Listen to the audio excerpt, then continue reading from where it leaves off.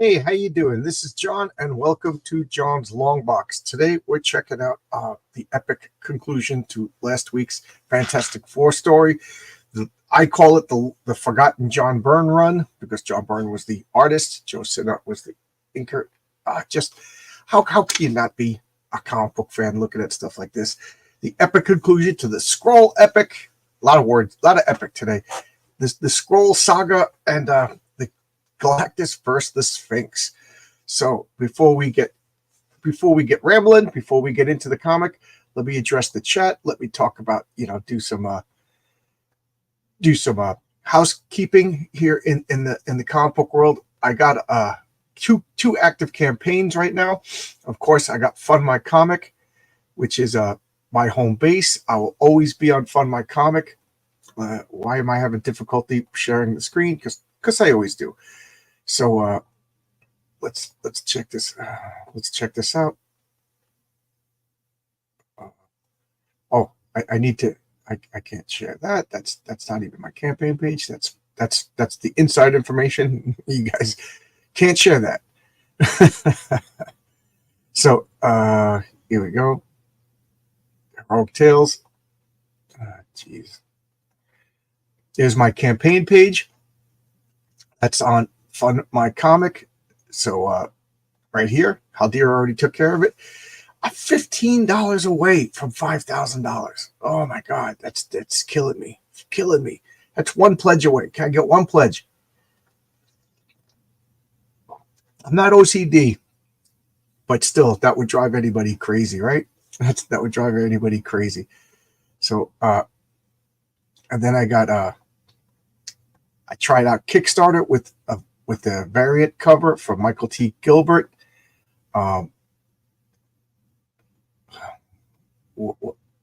Geez. Oh, geez. Oh, geez. Oh, geez. I'll remove that until I actually get it. I was about to click on it, and then that would show you all my information. Okay, I got this. Oh, wow. We got another backer. 273. Thank you. I guess that was last night. I stayed up way too late talking with Shadowpunk and 72 people. I was doing a back issue bonanza, which turned into conspiracy theory a go-go. But I love this cover, this Michael T. Gilbert cover. Oh my God, how cool is that? How cool is that? I love that. My wife loves that. That is just the best. And let's see, did anybody put the link to the Kickstarter? Yeah, we get Haldir. You can get that over here. Same price, same bat price, same bat channel. So again, just talking until some people. Oh, we got 12 people. 12 people. Okay, so we'll do that. I got an ad to make me small. So I'm curious because my wife was asking me last night, where do most people watch? Do you guys watch me on X? Do you guys? I can't believe I said X instead of Twitter. It's always Twitter. Do people watch me on Twitter? Do you watch on Facebook? Do you watch on YouTube? Because when I do StreamYard, I think it just tells me the total of people watching, but I don't know what platform you're watching on. So I'm just curious. I'm just curious. Let's my delicious Tim Hortons coffee. Oh, so good. Tim Hortons coffee. Ooh, so good. My favorite donut place is a place called Peter Pan Bakery. It's in Brooklyn, and it's the same place that Mary Jane worked on. It worked in at the end of the last Spider-Man movie when he went into the donut place. So that place is real, and it's freaking delicious. My second favorite place was Tim Hortons Donuts, but it's been usurped. There's been a new place. Now I can't remember the name of it. It's really expensive. It's $20 for a dozen donuts, but it's so good. But there you go. There's the pecking order of my donuts. So let's check out some of the comic. The Pat Broderick cover. You like that? I love that too. I love that Pat Broderick cover. Oh my God, Pat Broderick. He's not only is a great cover, but he is such a cool guy. I got to meet him. I got to meet Pat Broderick. How cool was that? Good morning, all. Good morning, Crenshaw. How you doing? Marcus and Haldir are great moderators. Absolutely, they are. They are. And uh, Marcus is a good artist. Marcus is available for commissions. If you're interested, say something in the chat or message him on Twitter. Haldir hasn't come on my channel yet. So Marcus coming on, I turn on the camera. Within 5 minutes, Marcus shows up and we have great talks. But Haldir, you always invited, Haldir. I see 6 on YouTube. Okay, so we got 6 watchers on YouTube, which means a lot of people watching on X. Okay, that makes sense. Sorry, I couldn't join unless I had to work. Marcus had to drive. He had to. He had to actually stay in a hotel room because working man's got to get stuff done. Get her done. I used to hate that. Get her done. Now I'm like, I'm a get her done guy. I'm a blue collar worker. Just because I live in New York, where I live, I probably got more in common with like the South than the average. Whatever. I'm than the average guy in Manhattan in the city. Marcus watches on YouTube. Man, old man, that's not Thanos. That's Terax. Skype is sending me messages, which drives me nuts. Just told me about what happened to Trump yesterday. Dude, I saw it yesterday. I always watch on YouTube. Oh, you're welcome, Marcus. Marcus is a good guy. He invited me to stay at his place next year for Heroes Con, depending upon the state of finances next year. I would love to go to Heroes Con. It was the smart economical move not to go, but emotionally it was the wrong thing. I'm so mad. I'm open for commissions. We only work. Oh, okay. Apex. I didn't know. It said, send me your links, put them in the chat, and put up some artwork and at me on Twitter. Let's check it out. I didn't know. Hey, Torchbearer Studios is here. Suppose that makes sense. Sorry for the misidentified, but they do look so. Yeah, they do. It's that stony, purplish thing, and and Thanos always has that that little hat. Yeah. Okay, so are we ready to begin? We got I see 17 people watching. That is so cool. Let's grab our cups of coffee. Let's salute the Fantastic Four, my favorite comic book of all time. I've always wanted to write the Fantastic Four. I just love the Fantastic Four so much. But like it would happen. But if Marvel was to reach out to me to write the Fantastic Four right now, I'd turn them down. I don't want to have anything to do with Marvel. It's an ex-girlfriend. I wish them well, but we could still be friends, but we don't have a relationship anymore. How's that? Subscribe to Apex Comics channel. There you go. I got to check out your stuff, Apex. I got to check it out. I got to check it. What do you do? Do you talk in general? Are you a trash caster or are you a draw channel? What do you do? Okay, so I forget if it was 204 or 206, but the Fantastic Four got embroiled into the interstellar war. The planet Xandar. This is a deep nerdy dive, and I love this stuff. Put in the chat if you love the nerdy lore, or does the nerdy lore intimidate you? When I got into Tolkien, I was so proud of myself that I read the Hobbit and the Lord of the Rings, and then a friend of mine was like, "You got to read the Silmarillion. You're not really a Tolkien guy until you read the Silmarillion." And oh man, I read the Silmarillion, and I got to say, the first half of the Silmarillion, I was lost. I was like, "What is going on?" I thought some of the stories were cool, but I had like a setup like this. I had the Silmarillion over here, and over here I had the map of Middle Earth, and I didn't know any of the places they were talking about. Where is this Beleriand, and and all these places. And it wasn't until halfway through the book I realized that whole part of the continent was destroyed, and it's not on this map. So I bought an Atlas of Middle Earth, which was a book, and it had the the original world, the dawn of Arda, and then it makes but I love that stuff. It's worth the work to get into all the lore. So aside, here is the lore to this comic. So what happened is there was a planet Xandar. Galactus came, destroyed the planet. The Watcher, for reasons unknown, because that's how the Watcher is, saved 4 big chunks of the planet. He encased them in magic science, and the 4 chunks survived, and then they made like Habitrail tube systems. So Xandar is a world literally divided into 4 chunks.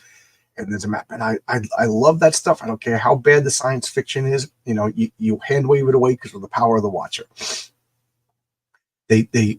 I think the Watcher saved it because of the living computers of Xandar. What are the living computers? It's like a building as big as like the World Trade Center, and it's just a computer. And they just take the brains of all their scientists and all their great thinkers or whatever, and they just hooked up in parallel circuit throughout the whole building, and it's just a computer run by the brains of thousands and 10,000s of the smartest people on Xandar. So it, of course, unlocks cosmic secrets and blah, blah, blah. The Skrulls attack. I forget why the Skrulls are attacking Xandar. Maybe they just attack. That part I forget. Maybe Marcus remembers. But they attack the Adora, their Empress, teleports to Earth to ask for help. A Skrull assassin follows her, shoots her. They think she's dead, but she revives. They beat up the Skrull, and then they all teleport to Xandar to fight their battles. Johnny Storm leaves to go to college because he's a dummy. This is like at this point, I think this is his 3rd attempt to go to college and drop out. And they're into hijinks ensue. The Skrulls shoot the Fantastic Four with a hypermetabolism ray, and they're aging slowly. Meanwhile, I just realized how deep this geek knowledge is. Meanwhile, Nova and his Xandarian heroes, they show up. Turns out the Sphinx, one of their teammates, is a Judas. He betrays them all. He just wants the secrets of the living computer. He downloads all this information directly into his head. He becomes a giant cosmic powered entity, way beyond the Fantastic Four and the Nova Corps and all this stuff. And he just wants to die. So he's coming to Earth because I don't know why he doesn't just use his power to die, but he can't overcome the power of this Costone that keeps him alive. So Reed Richards employs Galactus to defeat the Sphinx and says, you could eat the Earth if you defeat the Sphinx. So Galactus is like, yummy, yummy. This is a delicious meatball. I will defeat the Sphinx for you, and then I will destroy the Earth. So now we're all caught up. Okay, let's check out these comments. Thanks. I'm a comics creator, writer, artist, self-published since 1996. I plan on launching Fembat. Oh, cool. Come on my channel. We'll talk about it. Apex, come on my channel. We'll talk about it. I try to be humble. I try to be modest. I try to be self-effacing, but in a rare moment of hubris, I will make an announcement. I don't think anybody has been promoting indie comic creators more than me. I do it 2-3 times a week, hours every week, just promoting other people. I like doing it. I'm not asking for anything. I enjoy doing it. I think it's important. And, so there you go. Hubris over. X divides area to force. Was it? Oh, okay. Yeah. Oh, okay. I thought you were talking about Twitter. Hubris over. I should put the intelligence on. I can't do it. College isn't for everyone. The world needs ditch diggers too. School is a waste of time since they longer teach trivium and quadrivium.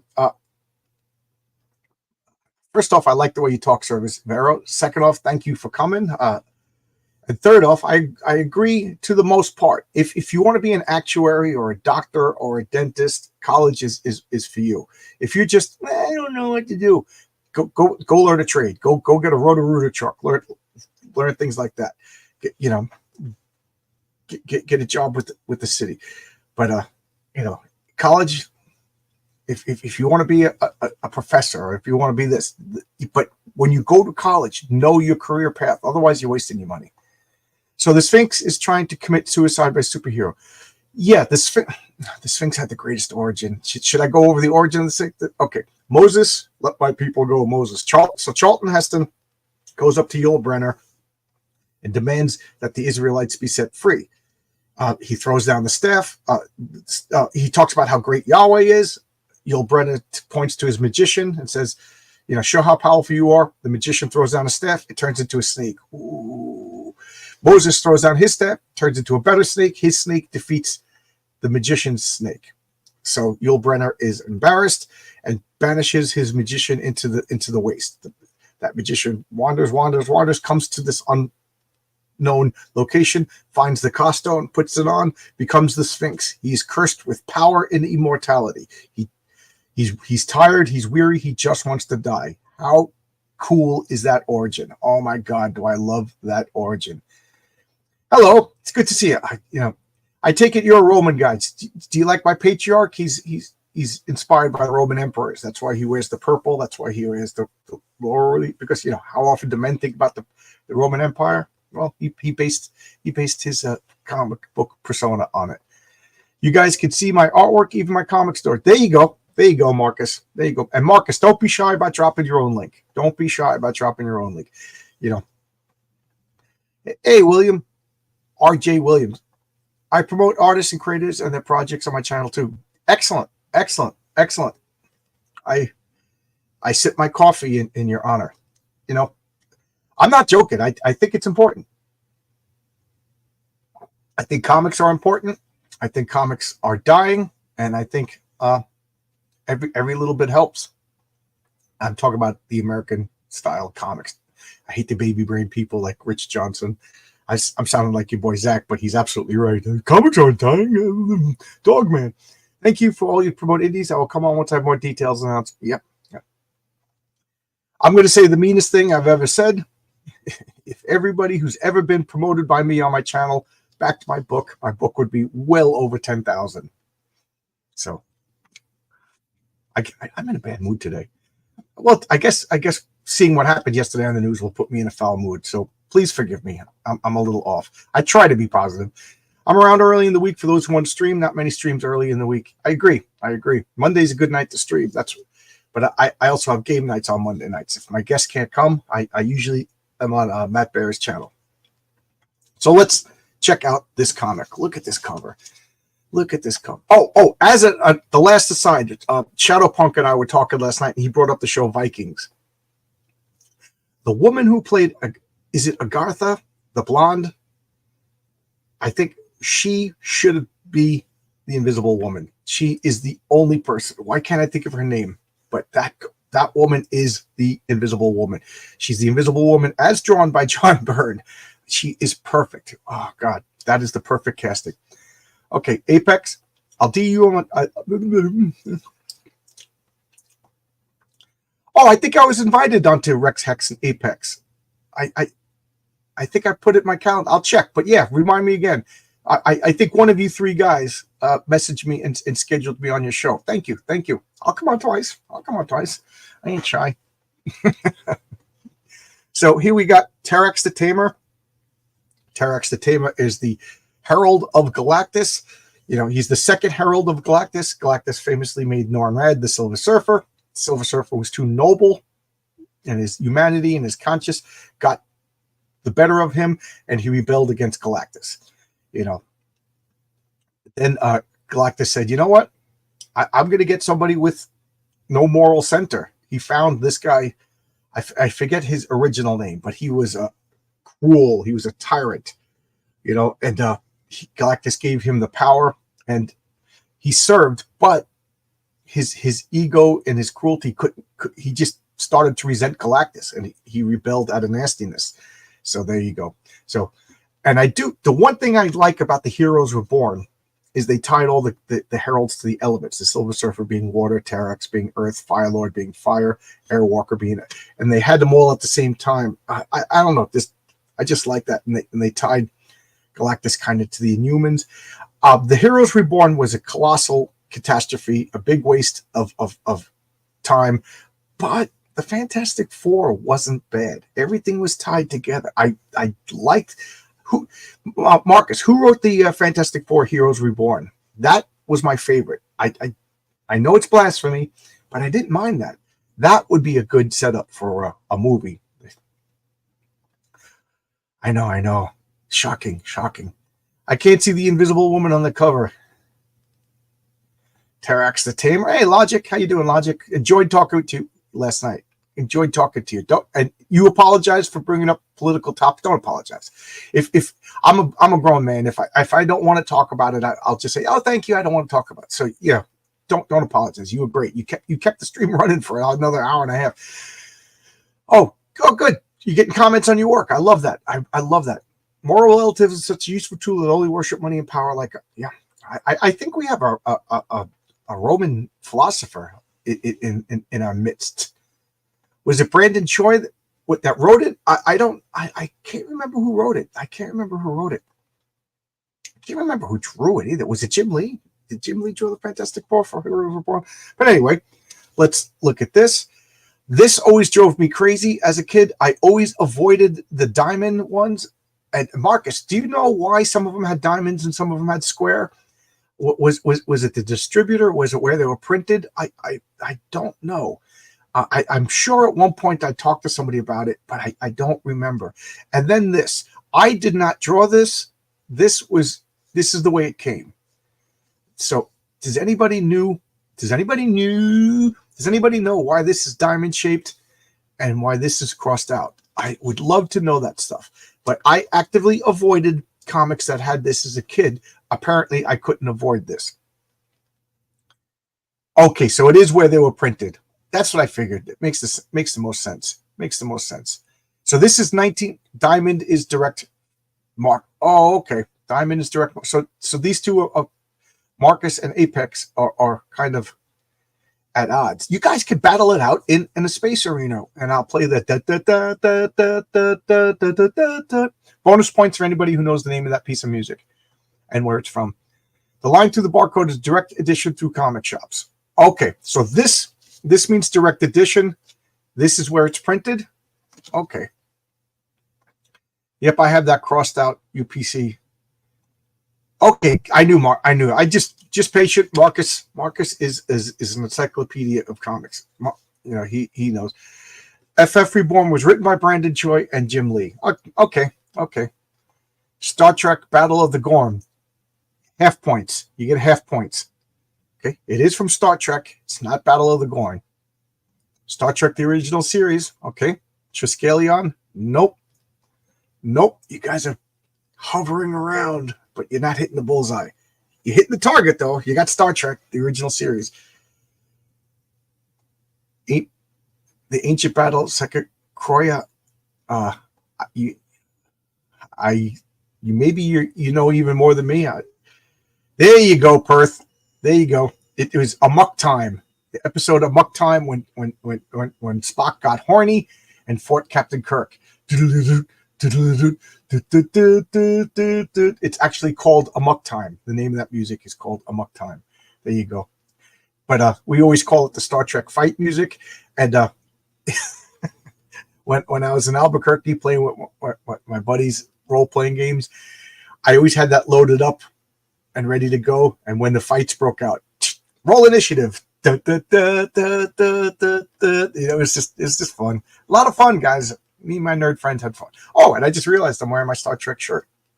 Pon farr. To the point we got so into it. we all worked in a bar, so we had all had the same. We work until like 2 in the morning, close up the place, get home at 3 in the morning, sleep late. Play role-playing game and stuff like that on Sundays, and that was we. If any of us tried to talk to a girl and actually picked up a girl using the I have Pon farr or Pon farr in the pickup line, we would buy them the drinks. The blood fever. I love the fact that Spock is going to die unless he doesn't get it on with T'Pol, and then he doesn't get it on with T'Pol, and he's just fine. He's just fine. I guess it was the fight. All right. So let's open up the comic. I've been talking for 25 minutes. I didn't even open the comic. I'm not nerd enough to start. I'm just a casual sci-fi fan. Original Star Trek, baby. Absolutely. Original Star Trek, baby. To the point, I don't even like watching the uniforms in the movies and stuff. Like, that drives me nuts. Why would, Starfleet, like it or not, is a military organization. What was it? The original Star Trek, did it end in 71, 72? And then the movie came out in, 78? So there was less than 10 years. The uniforms aren't going to change that much. And then the Wrath of Khan was only a few years after that. And then the uniforms are radically different. That makes no sense. And then every Next Generation movie, the uniforms are different, so they could sell different action figures. It just drives me nuts. It just drives me nuts. That's like every Marvel movie. Every movie, the costumes are slightly different, so that they could sell action figures. It drives me nuts. Oh, Logic finding with the name like Logic, he knows everything about Star Trek. T'Pring, not T'Pol. Yeah, T'Pol was the ancient wise woman, and T'Pring was that mean mistreater, right? Logic, she was a mean mistreater. That's the only way to describe T'Pring. She was a mean mistreater. Open your mind, Deep Space Nine. I'll get there eventually. Now that we got air conditioning upstairs, we got to roll out. We got a temporary solution while I'm saving up for the central air. We got to roll out so that it's just not oppressively hot. So my wife doesn't have to sit here and be driven crazy by me talking online all night. She could be upstairs, and then when I get the central air, I'm going to install that rollout in the garage. So when I'm doing my nonsense in the garage, I'm not roasting to death. Original Star Trek ended in 69. Okay, why did I think 72? Oh well. Glad they dropped the scant. Oh, I don't think I understand. Are you talking like about T'Pring? Yeah, scant sounds like the film was 79. Okay, so 10 years. 10 years. Thank you, Logic. On men. Okay, Perth. I don't think I understand. I think the Star Trek cartoon was 74. Yeah, the Star Trek cartoon wasn't bad. It was like the official continuation of the TV show. Oh, yes. Okay, I know what you're talking about. Yeah, they only did it in the first season of the Next Generation. They showed it a few times. Yeah, okay. I know what you're talking about. He's talking about that the men wearing those skirt type things. It's not quite a skirt. It's not quite a unitard. It's the scant. It's like a spork. It's a mutant. It's a mutant and inferior to them both. All right, so let's check this out. We got Marv Wolfman. That's got to be one of the coolest names ever. John Byrne and Joe Sinnott illustrators. You see, John Byrne's not doing any plotting or anything like that. I think at this point he was itching to do that stuff. Jay Costanza is lettering. Ben Sean colors, and Jim Shooter, editor, big boss and 7 foot tall giant and destroyer of men. So here we got the Fantastic Four. Ben Grimm is old. You can't really tell. Stone don't crack, but it does crack. So there goes that metaphor. Look at Reed over here. Just the Invisible Woman's not on the cover because she already collapsed, and they said that her family dies young, which is, she's already the youngest. Well, Johnny Storm is the youngest, but she's vastly younger than Reed Richards, and then she succumbed to age. So to me, that just means she has the lowest endurance, because endurance translates in B&B to your age. I just thought of something. Sticker Mule just came out and said something that I thought was very positive, very nice, very brave. So I will be placing an order for Sticker Mule, and unless it's way too much money, but if it's reasonable, I will be throwing stickers into everybody's order for whatever, because I just brave behavior, positive brave behavior should be rewarded. So okay, it's a surprise. So everybody back. I'm throwing in extra. This comic's so freaking expensive, and I'm giving more stuff away, and I'm charging too little. Read. Oh, I meant to hit the other one. John Byrne is my favorite comic artist. Yeah. His attention to detail, second to none of my personal. His Fantastic Four. Absolutely. We just became best friends. Logic, come on over. Come on over. Let's drink some coffee. I'll make you eggs. Reed almost looks as old as Biden, but Reed still has his wherewithal. So Reed has been tinkering in the workshop. Johnny's in the basement talking about the government, and Ben Grimm is just doing what Ben Grimm does. When Terrax decides, you know what, I'm going to take out the Fantastic Four. I'm going to take out the Fantastic Four. So this is, going on while Galactus and the Sphinx are squaring off. So Ben's a hero, man. Ben just runs in. Kelsey Shannon has been pooping on my buddy Ben, and I will not stand for it. I'll sit in this chair and he just hits Terrax, and Terrax just clobbers him. Just clobbers him. Look at that. And I laughed at that panel for 30 years because I always thought Ben's jaw looked like a scrotum. And I laughed. And I'm still laughing because I'm a child. And, Reed immediately goes into battle. Terrax does some vaguely energy-based stuff. Johnny Storm's starting to hit him with fire. And Herbie the robot, grabs whatever Reed was tinkering on and flees. So what is going on with the tinkering? What is going on with the tinkering? And from now on, I will do the 2 panels, 2 pages, and then I will address the chat. That's just standard operating procedure. And look at this. Look at this. Look at that. Oh my God. Logic Finest. Isn't this awesome? Isn't this awesome, everybody? 39 people watching. Guys, everybody say hello. Everybody say hello. Say hello. Let's have some positivity in this crazy, mixed up, shook up world, except for Lola. So here we go. We got the Sphinx and Galactus. The Sphinx downloaded the cosmic power of the living computers of Xandar, which sounds so ridiculous. I love it. It's just awesome. That's what I'm talking about. Oh, guys, I let me know if you understand what I'm talking about. Kelsey Shannon and myself on Two Beards last Tuesday, we're talking about this a childlike wonder that's missing from modern comics. I'm trying to capture it. So if you read my comics, let me know if I succeeded in my mission. I'm trying to make a good comic, a fun comic that mixed, like modern comics now are way too serious. They're mired in reality, which is fine, which is absolutely fine, but at the expense of this childlike wonder and imagination. This kind of story couldn't be told today. Sphinx downloads the cosmic secrets from the universe, from the living computers of Xandar, and comes, you know what I mean? Like, I can't see Brian Michael Bendis writing this, or Greg Rucka. And, well, I don't like Brian Michael Bendis, but Greg Rucka, no disrespect. I hope you understand what I'm saying. This kind of stuff is good. So I just love this. So now they're facing off. And what is Galactus saying? This madness has left me, Galactus, as it always does at this moment. So Sphinx is talking rather cryptically and in circles. And the reality of our confrontation instills me with renewed passion. This vicious circle must be broken. What is he talking about? Once more you speak in riddles, Sphinx. Even Galactus doesn't know what the Sphinx is talking about. You, the reader, are supposed to be confused.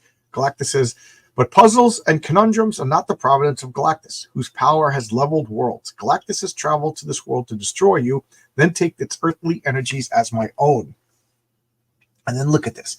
Their mere presence is just disrupting and burning reality. Oh my God. This is, guys, can I convey how cool this is? This is what I got to look over my phone, so forgive me. Your hopes, your views, your fervent wishes hold no meaning or interest to me. I'm Galactus. I thrive on the life-giving energies of those worlds I'm forced to deplete. To me, little else matters, and least of all you. Serves 2 purposes. Serves 3 purposes. First, it's awesome. Second, it brings the reader up to speed of what Galactus's motivations are. And third, it's just good writing. It's just entertaining. Oh my God, Marv Wolfman is a master. And look at this panel. I drew this panel over and over again. Just great framing sequence.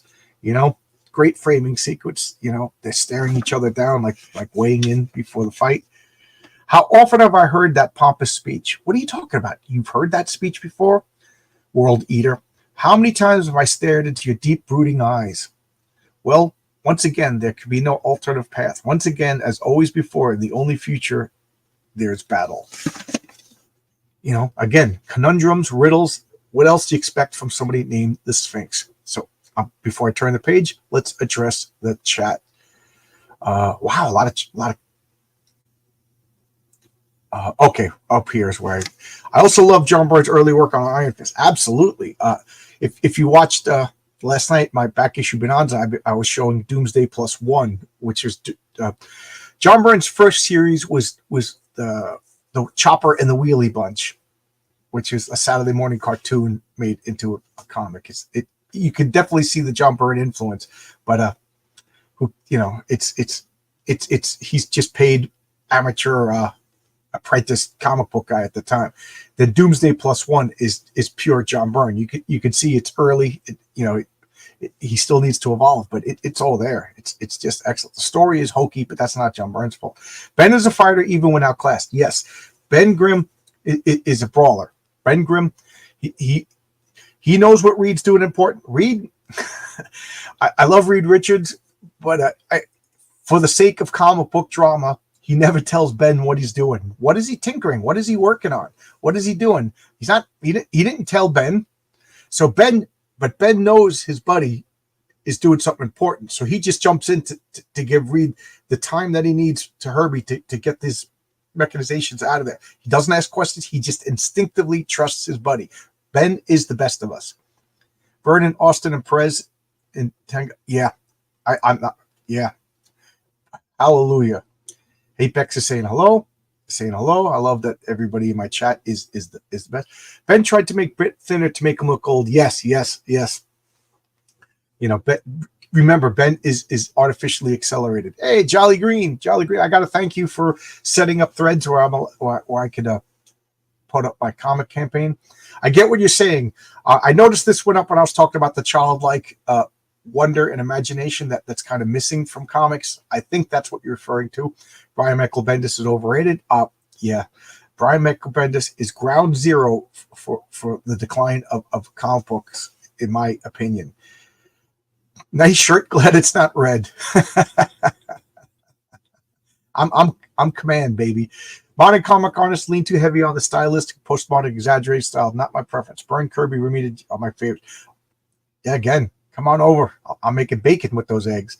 Alex Ross is amazing because the style is traditional comics. Yes, I like Alex Ross because his art, while realistic, he's not afraid to make them superhero costumes. He doesn't turn it into armor, and he shows kind of how hokey it is. But the fact that these people have superhero physiques makes the costume look awesome. You know what I mean? I like it. Good morning, chat. It's FF Sunday. Hail, John. Hail, Pity Ma. Wow, you're up early considering you were working late, right? Didn't you work till 6:30? I love John Byrne's use of panel sixes with making them slanty or overlaying the panels. Yeah. And I love stuff like this, like the word balloon goes over. I love John Byrne on Doom Patrol. Yeah, that was a weird series. The Uniform Industrial Complex. Okay, so I think I'm all caught up. Everybody else is just greeting each other. So are you ready? You ready? Now we got this. I'm pixelating. I'll just hold this here for a second. We got this stupid ad that irrationally bothered me as a kid. I do irrational things like that. When I get off I'm at the airport. I take the air train to Jamaica Station. From Jamaica Station, I take the Long Island Railroad home. There's a set of escalators there. They bother me. I will not use those escalators. I can't explain why. I got irrational things. This ad doesn't so much drive me nuts now, but as a kid, oh my God. So here we got the fight. The fight is starting. Right away, Galactus just comes out blasting. Sphinx comes out blasting. Galactus dodges. He almost got shot in the orbs. Galactus almost got his orbs blown off. But I love the fact that their mass is still conveyed. Like even though you don't see anything to give you their perspective. Like you don't see buildings, you don't see the Fantastic Four tiny in the corner. Just the proportions of Galactus just show you that he is massive. You know, it's so subtle. This is something I think a rookie artist wouldn't be able to do. Look at this. Galactus is just like it's like a variation on the Kirby Crackle, and I love that coloring. You know, that energy is just coloring him, and saving on the backgrounds. Do you guys miss the backgrounds? Here's the whole page.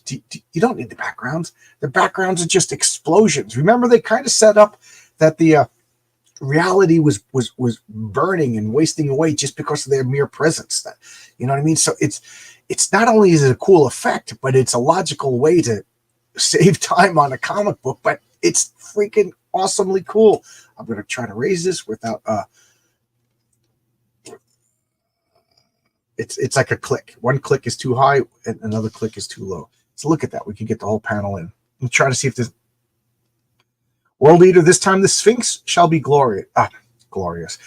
World Eater, this time the Sphinx shall be victorious. This time you shall be fate's powerless pawn. What is he talking about?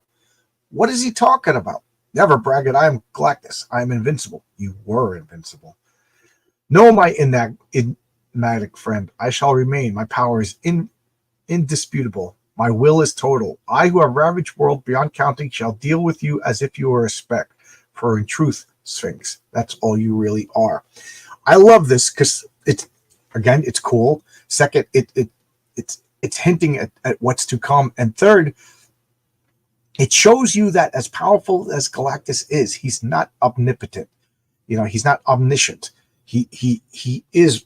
There's limitations to his powers. There's limitations to his knowledge and senses, and it's just so freaking cool. So let's address the chat before I turn the page.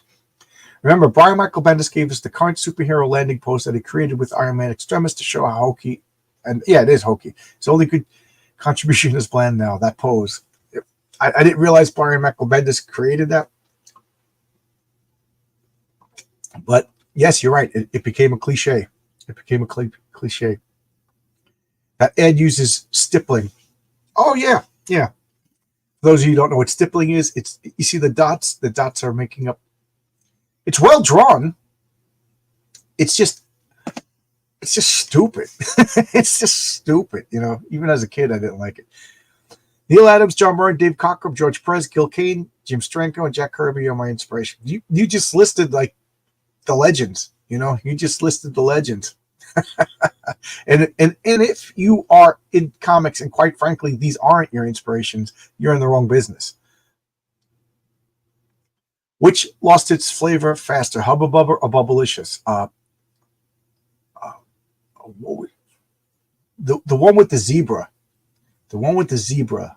I see that ad every once in a while. That was like, oh, cool. Was it like Fruit Stripe? I think it was called. And it's like, oh, look at it. Oh, it lost its flavor already. It was awful. It was like a good 10-second burst of flavor, and then it was just like industrial waste.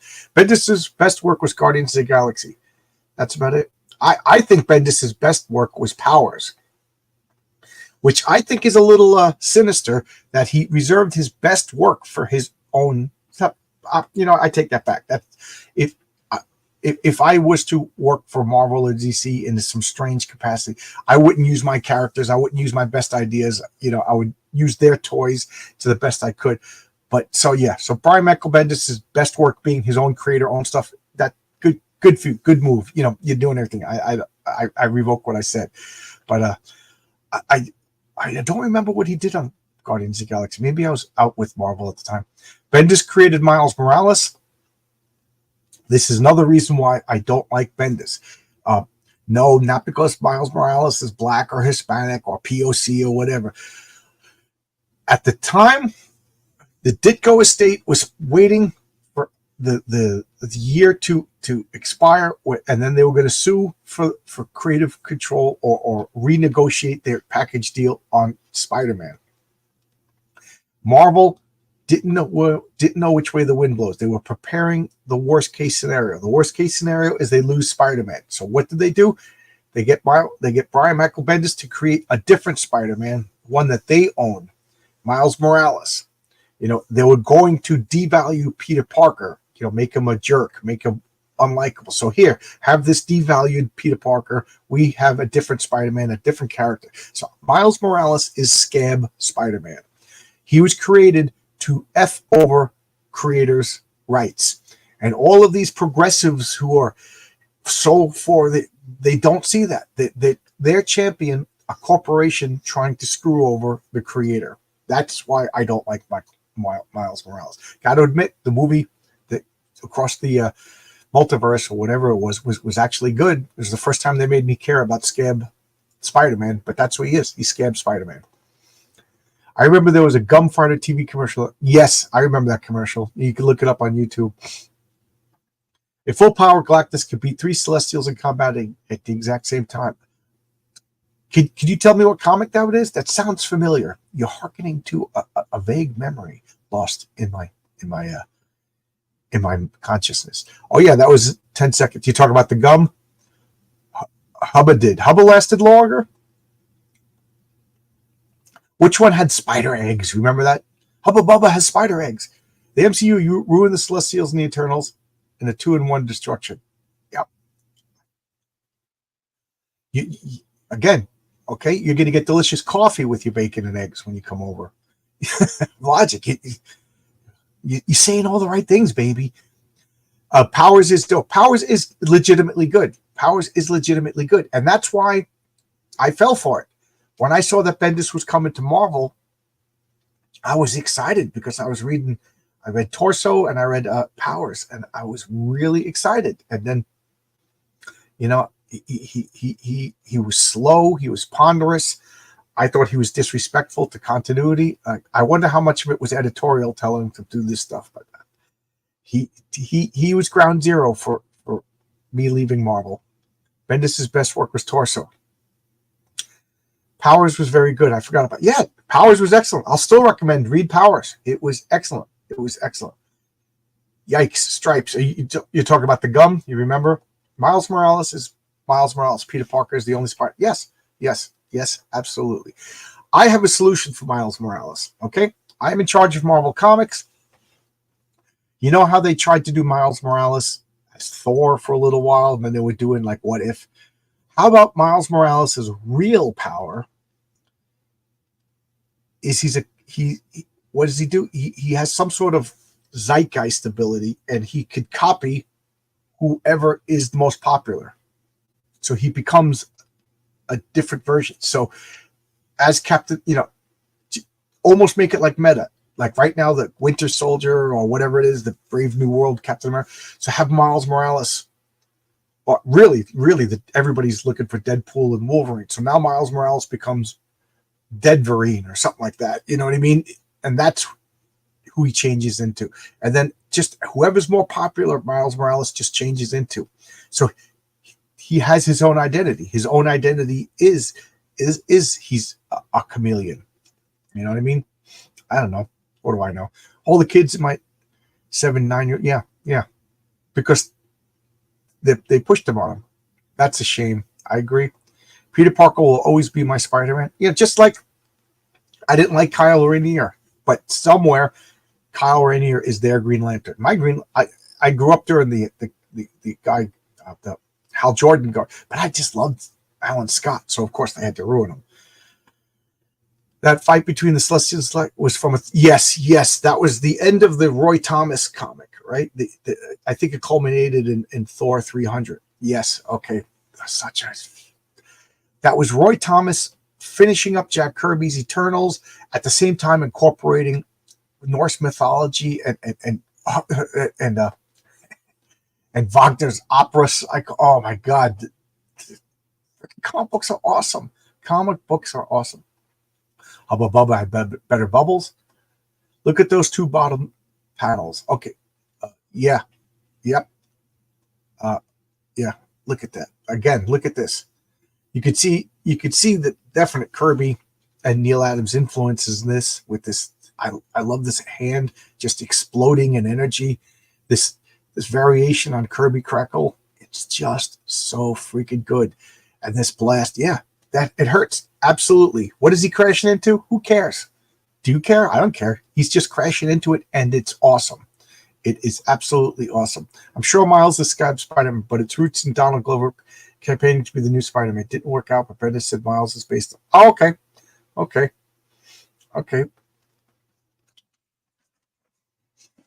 And then I'll turn the page, and I will address the next comments on the next page. So here's the Sphinx using... What powers does the Sphinx have? That's the wrong question. The right question is Sphinx is cool. He's powerful enough to go toe-to-toe with Galactus. So that's it. Galactus just shreds everything. Just explosion. Galactus is covered in explosions. Behold my terrible power. Behold the fury of the Cawstone. Did they explain the Cawstone?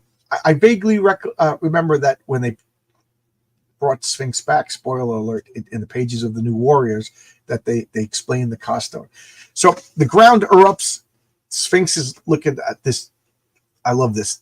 Silence reclaims the acrid desert land as one tall figure. I got to start that over. I messed that up in my dramatic reading voice. Silence reclaims the acrid desert land as one tall figure stands proud, staring into the deep, dark tunnel, which stretches before him like some voracious ebon maw.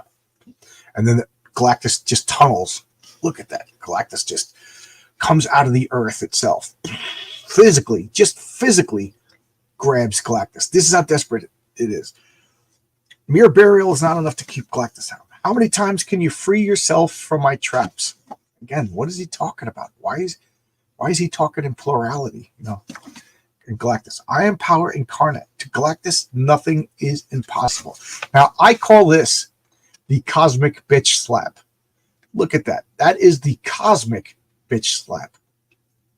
He hit the Sphinx so hard, he just wrecked his clothes. 2,000-year-old clothes. These clothes withstood the ravages of space, the ravages of superhero battles, the ravages of time, but they did not survive the ravages of the galactic bitch slap. And that is official. Look that up in the Marvel Universe. I've Bendis' first comic. It was called Pieces of Eight. He wrote and drew it. His writing is way better than his art. I didn't know about that. Pieces of Eight. Is it any good? Bendis can write. Class, I'm a teacher. I love Roy Thomas and Neil Adams on X-Men. Yeah. You think Corbin drew that Hubba Bubba ad? The stippling in the boy's face. Like, oh, really? I don't think Roger Corman drew this. And it doesn't say. Does it? No, it doesn't say. Does anybody know who drew this? Marcus, you're. I started my FF Omnibus per collect with Lee, Bird, Hickman, and Wade runs. I try to read a couple issues a week. So you're just getting into Marvel and you're reading such good stuff. So right over here we have the cosmic bitch slap. No. Oh. And then we got an ad. Da-da-da-da-da-da. Boom. Boom, boom, boom, boom, boom, boom, boom, boom. High school rings. Self-defense. Lowe's Comics. Mom, I'm so mad that I didn't take advantage of all this stuff when I was a kid. You could have gotten like at this point in 1978, you could get like a Fantastic Four #1 for like $100 and stuff like that. I remember, again, I saw X-Men #1 for $65, Amazing Fantasy for $65 at my local comic book store right around this time. So $65 is a lot of money to a little kid, but it's not like unreasonably expensive. You could save up on your paper route and buy it. Oh, I'm so mad at myself. Look at this. This is the what channel is ABC? So this is channel 7. Yeah, the Super Friends with Zan and Jace, the Wonder Twins, Plastic Man, Mighty Man, and Yuck, the world's ugliest dog. Mighty Man was this like Superman, but he was tiny. He was a mite.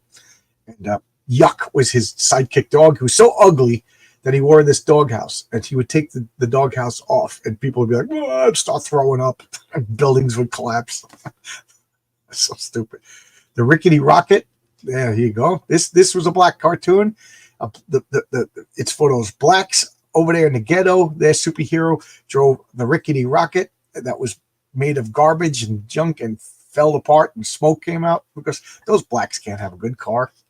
Fang Face and Fang Puss, Scooby and Scrappy Doo, and the Spider Woman and her brand new show. I never watched this. Brian Michael Bendis looks it up, talks it up a lot.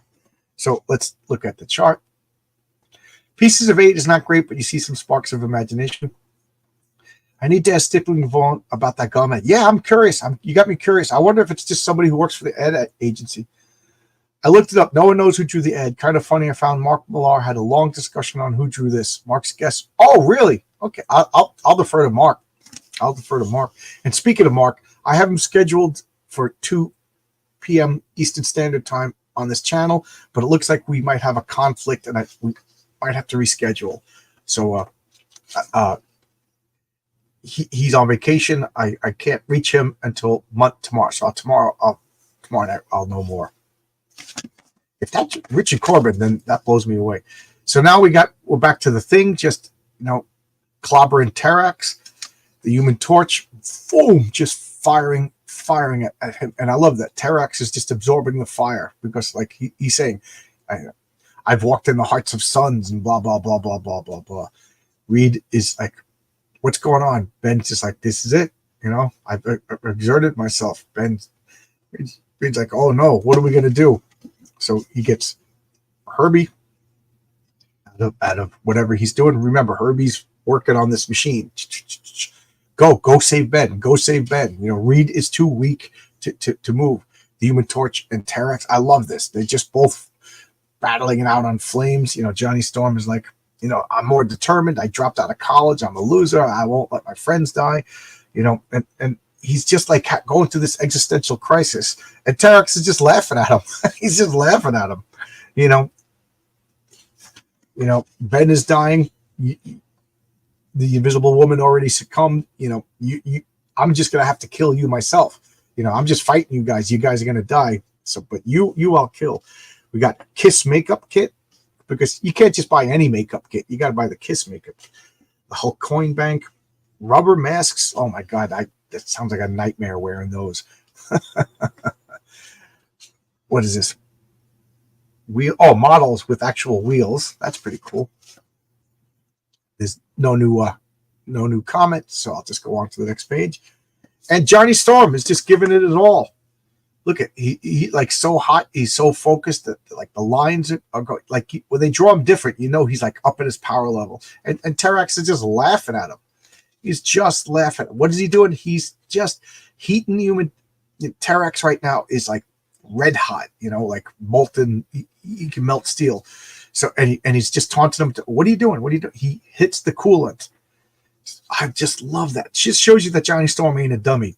So Terrax was super heated, and now all of a sudden he's getting a shock to his system where he's super cold, and it just stuns him.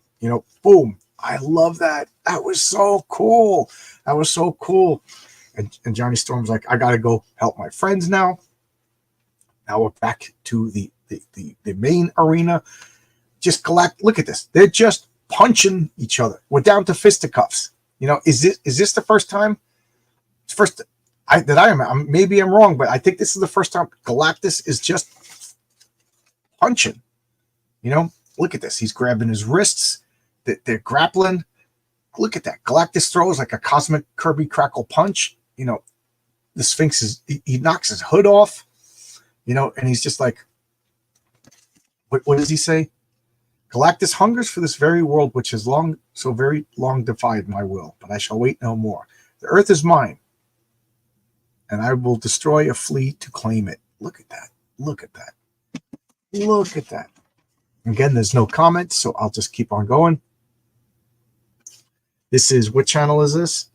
CBS. So this was channel 2. We got Mighty Mouse, Heckle and Jekyll, the Bugs Bunny Roadrunner show, the all-new Popeye Hour, Fat Albert. It's really funny. You don't see Fat Albert and the Cosby Kids anymore. Anybody know why? You don't see Fat Albert anymore?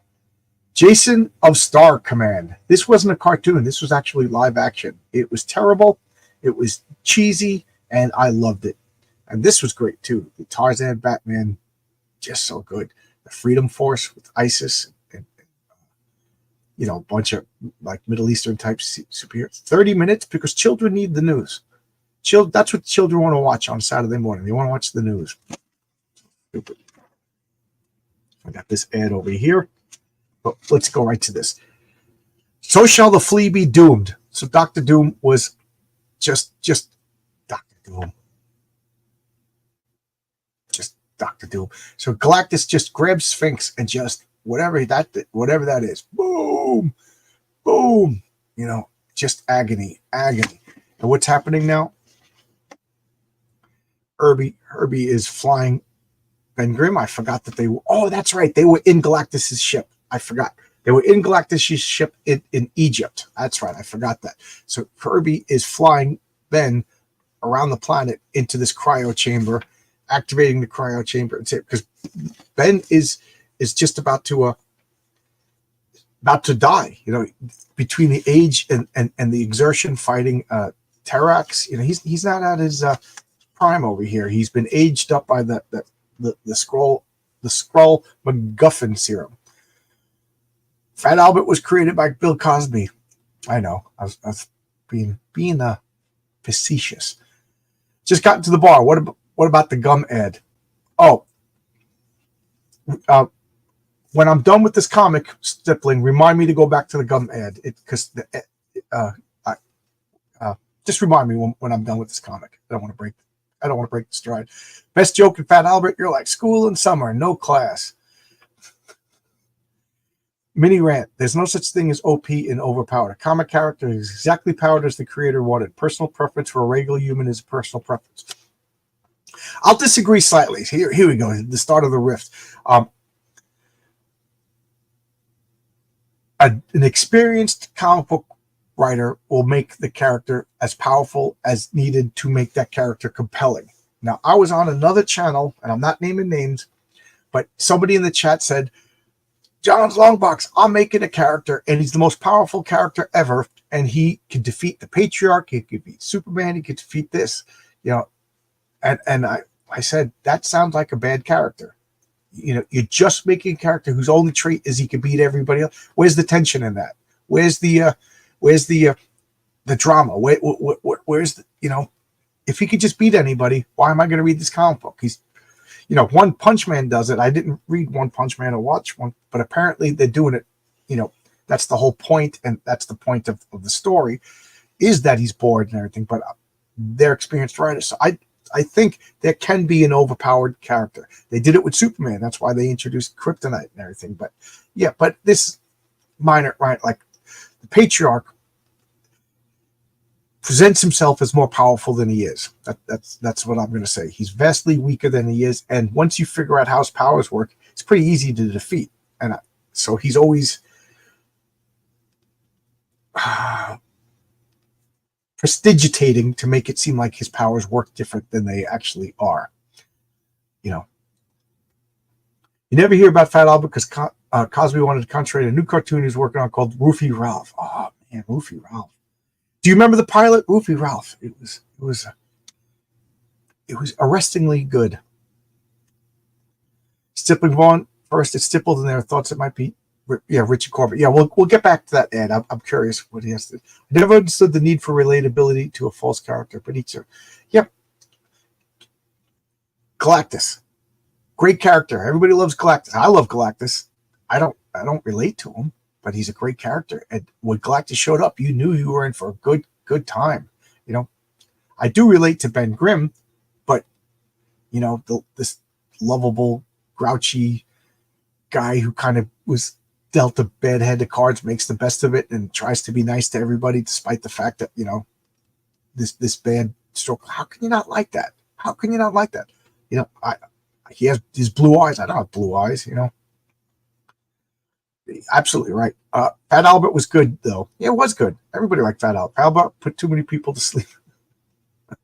Contrary opinion. It's not about the need for ultimate power level. He said a good writer creates the conflict of drama for that. That's why. Okay. It's funny because when I play my role-playing games, if you go completely by the rules, you're making up random. So I've had teams where my friend's character made up, my friend Jan made up a character called Prometheus. Prometheus had fire generation abilities, foresight, and regeneration. That was it. No enhanced stats. He had 3 hit points. My friend Paul made up a character. He had robotic body, bionics, heightened strength, and all these things. Paul's character at first level had 360 hit points. He could lift 60 tons. With one punch, he rolled 6 die 10. So he did between 6 and 60 damage with a punch. Jan's character had 3 hit points. He could lift 400 pounds, and with a punch, he did 1 die 6, 1 to 6 damage. Vastly different power levels. But the challenge was to come up with a story that they could use these 2 characters in a story, and it worked. It worked. Turns out Jan likes the mystery and problem solving and stealth and sneaking around. Paul liked to jump. So Paul he was the bullet. He would just jump in, start fighting everybody. Bah, bah, bah. Prometheus, go figure out what we're doing. Prometheus would go and solve all the problems, choke out one guy at a time. They were an awesome team. So there you go, Logic. Am I explaining your thoughts well? Because I'm back to agreeing with you again. So Herbie now turns on the saving machine and flies away. We got this ad over here. Sell some grit. And now Galactus what's he doing? He's absorbing the Sphinx's power. I'm hungry. I'm going to have a little morsel before the main course. So the Sphinx is now reduced to his normal size. He takes the Cos Stone and he just crushes it into dust. And now Sage appears. This character who never showed up since. His first appearance is last issue. His last appearance is this issue. And Sage is like, are you ready for what is about to happen?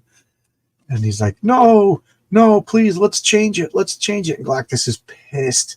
Galactus was reduced to punching people. Galactus got buried alive, had to dig out punching people. And what does he do? He uses the power cosmic. And he goes, enough. Galactus is not interested in this dialogue. Galactus, I love that he refers to himself in the third person. He's one of the few people who could do it and get away with it. Galactus must do what Galactus must do. Sphinx, you have disdained your immortality. You have sought to end your eternal life. You yearn for a peaceful death, but you have not earned such a fate. Behold, Sphinx, I have returned you to the very moment before you discovered the mystic Cos Stone. You shall be forced to retrace all your steps. You shall once more discover the stone. Once more you shall become immortal. Once more you shall live 5,000 torturous years, and then you shall be forced to repeat that torture time and time again throughout eternity. Thus the creature who hates his immortal life must now know that he can never hope to die. No! Galactus is just cruelly punishing the Sphinx. And then Sage, so be it. Thus ends the threat of the Sphinx, lost to a merciless fate. What of you, great Galactus? Do you wish to gaze into your face and Sage? Do you wish to gaze into the face of Sage and see your destiny reflected? My destiny, my fate, is already sealed. I do not need you to show it to me. It is true, Galactus. Your fate is sealed. I should know. You, the Watcher, you are here? No. To do as I must, Galactus, to observe all things of cosmic consequence. I've watched your battle with the Sphinx. I've logged it in my cosmic book of knowledge. And now I'm here to watch your defeat. A defeat? What madness is this, observer? To Galactus, there is no such concept of defeat. And yet, Galactus, you will not succeed in absorbing this world's energies. Not only Big Dome Watcher, but you got to remember the FF is still kicking. Do you not recognize this? The ultimate nullifier. The only weapon which could destroy me. From where did you get it? From your ship, Galactus. I reconstructed the weapon from your own machinery. That's what Reed was building. And then we got the Dallas Cowboy cheerleaders, Suzanne Summers, we got Kiss, we got Cheryl Teagues, we got Whoppers candy, personalized baseball cards, which I think is just such a great idea. No backgrounds, none's needed. Thus, at last, your human treachery bears itself. When you first revoked the pledge of made me speak, I wanted to. When you first revoked your pledge, I waited to learn of how you would prevent my ravaging the world. Perhaps I granted you too much ingenuity, human, but you cannot believe that I will accept your word as the nullifier's power. Believe whatever you wish, Galactus, but but I have here, and it could stop you. Or you could attack this. You could leave this world now. No attack made. You are back to square one. I find it impossible to read your thoughts. Something blocks my mind from your probes. I cannot be certain if you speak the truth. But this much I know, human. We are not on equal terms. The pledge has been ended. Galactus is free to attack this world at any moment, and perhaps I shall. So, but at my discretion, not yours. Once again, your world has been spared Galactus's cosmic hunger, but this I do swear. One day hence, Galactus shall return, and when he does, the Earth will die. And look, I can't believe you made up an ultimate nullifier. That is awesome. How did you do it? He goes, I didn't. It's just a sham. Nothing works. You were bluffing? How did you know? Your leader knew Galactus could not read his thoughts because I was already monitoring him. My constant probing created an interference Galactus could not penetrate. You? But I thought you couldn't interfere. I did my duty, nothing more. I was just observing Reed's thoughts, and goodbye. Boom. There he goes. The Galactus is defeated because Reed bluffed Galactus with the aid of the Watcher. Reed knew the Watcher was reading his thoughts, monitoring his thoughts, and the Watcher, he did it. He did it because he's got a soft spot for Earth, So here we go. Let's check out the. You know what? I'm just gonna finish this comic. So we got a first Marvel comic, Micronauts, June Jitsu, Spider-Man. Why doesn't June Jitsu make a return? June Jitsu. Yeah, it's a strong female character. She could be a girl boss, but she likes Twinkies. So he's like, oh my God, now we have to prepare because Galactus can come back at any moment. And then Reed succumbs to old age. And then there was one. Oh my God. Is that awesome? And then we got this ad for Rom. I got to get another copy of this. But this is the copy I bought off the shelf. Oh my God. What did you think of that? It is awesome. Awesome. Okay, let's... Oh, I hit the wrong button. For example, Superman is powerful from years under a yellow sun, yet General Zod and Pharaoh are both better fighters, which leads to a standstill, even a loss for Superman. Yeah, but if you ask me, Superman should have beat them because he had years of solar radiation, but I see your point. The overpowered thing never makes sense. Okay, Mini Ranto, it's okay. It's okay. I wish we could have gotten an ending to the last Galactus story by Byrne. He did in Epic Magazine. I know he published a script on it. Yeah, I agree. Reed. I love Mr. Fantastic. He always outthinks his foe. Brains over brawn. Yeah, his power. His main power is his intelligence, not his stretching. So good. There you go. Oh, now let's go to the ad. Okay. Is it back more? There we go. So here's this ad. The use of stippling. We said the word stippling 3 times and it summoned Stippling Vaughn. And I forget who said that Mark Miller is going through ads and he's trying to figure out who drew it. And he said it's Richard Corbin. So I don't know. Could it be? I really don't know. Is it Richard Corbin? I kind of see Richard Corbin in this. So maybe it's Richard Corbin with like an altered style for the ad. I don't know. Superman never learned how to fight. He realizes, yep. I love that. There was a Justice League story where they all lost their powers and Batman became like the alpha dog. He had to train them all to fight and everything. I think Wonder Woman, she's trained on how to fight too. And I also love there was I think it was during the Chris Claremont writing Fantastic Four. They had Sue Storm training with Iron Fist on how to become a martial artist. I love that kind of stuff. That really, really good. Superman, like Colossus, I think they would talk about how Colossus just relies on his strength and he has no finesse. Thanks for the show. It makes my Sunday morning. Thanks for the comment. That made my day. Thank you. That's a top-notch edge. Classy work. I'm Beetlejuice. So what do you think? You're the Stippling Vaughn. Again, stippling is the little dots to make.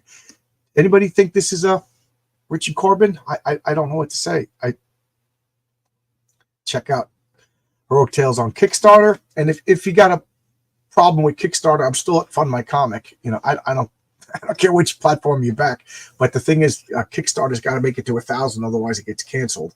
And We're just under halfway. So what are we at? 47%. I'd just be embarrassed if it didn't make it. So, get that Michael T. Gilbert cover. Get an extra pint glass or coin. I don't know if it's Richard Corbin. Yeah, I'm at a loss. If Mark Millar thinks it's Richard Corbin, I defer to him. So there you go. This is Fantastic Four 213. It's just so good. Is there any wonder why I love comics so much? This is what was coming out during my formative years. It's so good. Cartoons couldn't compare to this. Movies couldn't compare to this. TV shows couldn't compare to this.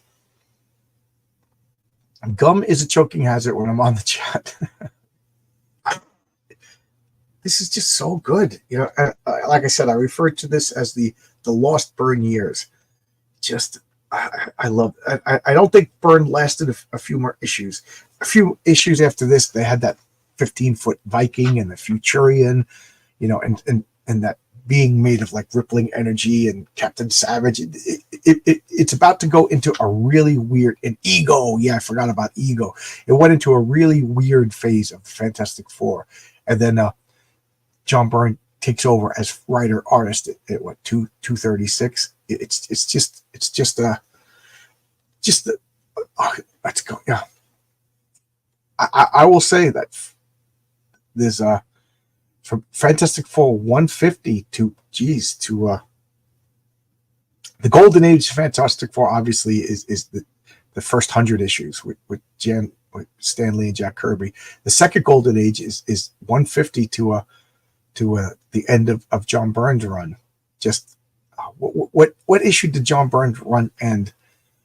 I don't even remember, but from 300 on, it's just such a bad time for Fantastic Four, with notable exceptions. I like the Walt Simonson run, but it sucks that once John Byrne leaves, it really is the Fantastic Four has been on a decline. That, to the best of my knowledge, there was a couple of returns. The Walt Simonson return, the John Hickman run, the Mark Waid one was excellent. Wow, I forgot about that. As much as Mark Waid is a person I don't like, I got to give credit that his Fantastic Four run was excellent, especially the Doctor Doom story. I'm so glad because I wouldn't have a chance to read the classics. Yeah. Can't kill. Oh, okay. Glad you survived. You can't kill crippling Vaughn, stippling Vaughn. So there you go. I'm done with this. I got nothing else to say, nothing else to talk about. Again, I will wind it down as soon as the chat winds down. It's almost 11:30. Wow. I love doing this. Thank you guys for being here with me. This is, this and Two Beards, One Comic are my two favorite things to do. Although Clobbering Time is turning out to be pretty good too. Speaking of which, I can't pull up my calendar because it's on my phone, and I'm afraid I'll disconnect everything. But I got a comic book team up over on RJ's channel at 8:30 Wednesday this week, and I have Billy Tucci at 7 p.m. Eastern Standard Time Wednesday on my channel, and I have at 8 o'clock on Friday, it's Clobbering Time. We're going to talk about who would win in an all-out, full-on war between the Galactic Empire of Star Wars and the Federation of Planets of Star Trek. That should be fun. I have a lot of thoughts. I'm not going to talk about them until we go, and then I don't know what I'm going to do for Sunday Comics next Sunday.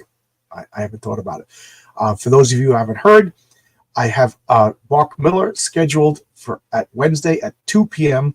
But I realized that we scheduled it, and then the time difference causes a problem for Mark. So we're gonna have to reschedule it.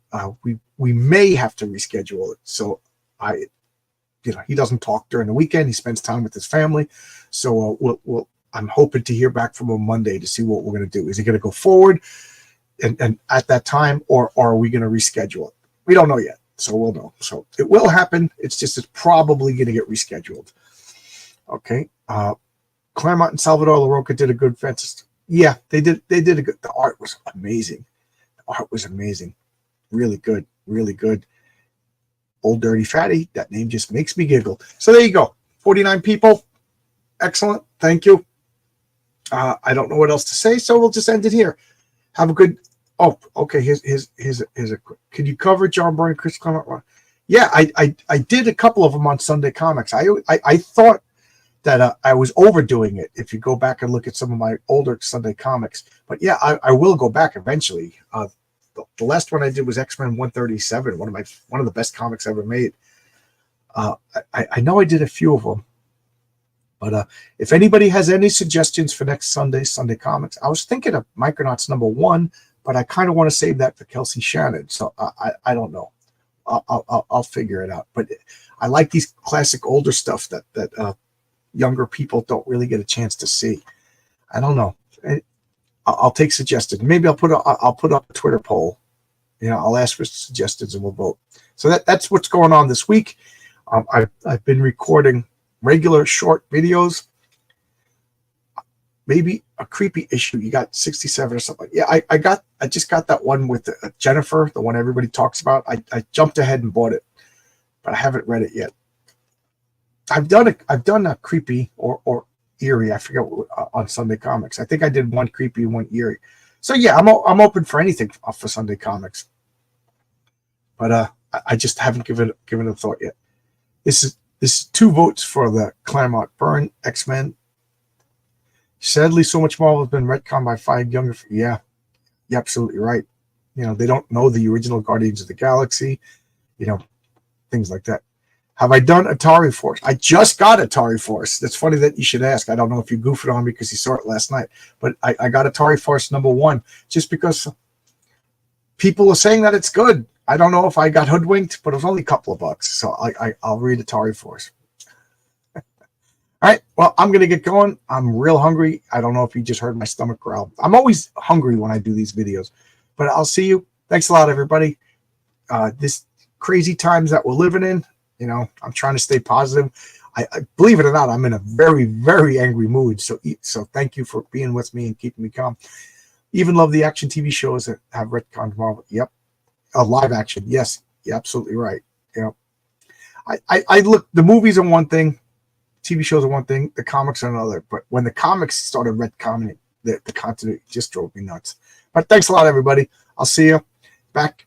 $15 away from $5,000 on my comic. If anybody is in there, didn't back the book, please consider Kickstarter. Please consider backing. If you want to get the Renzo cover, go to Kickstarter. Try to get that over 1,000.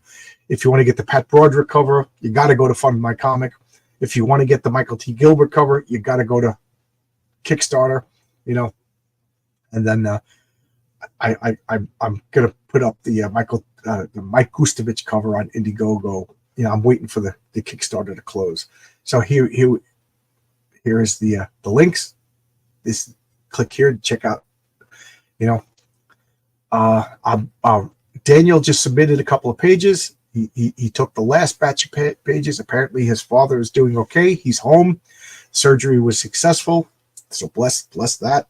And he said he's going to be working faster to make. I said, don't. We're still ahead of schedule. So the last couple of pages will be colored. Then I'm going to give the dialogue a once over. Send it to Bill. It'll be lettered, and then it's printing time. It's printing time. So there you go. And Renzo is he's finishing up something for Thomas Valiant for RJ, and then he's up to page. I think he said 7. I think he started page 7 of Horror Tales #2. So things are chugging. So thanks a lot, everybody. All right. Have a good day, and bye-bye.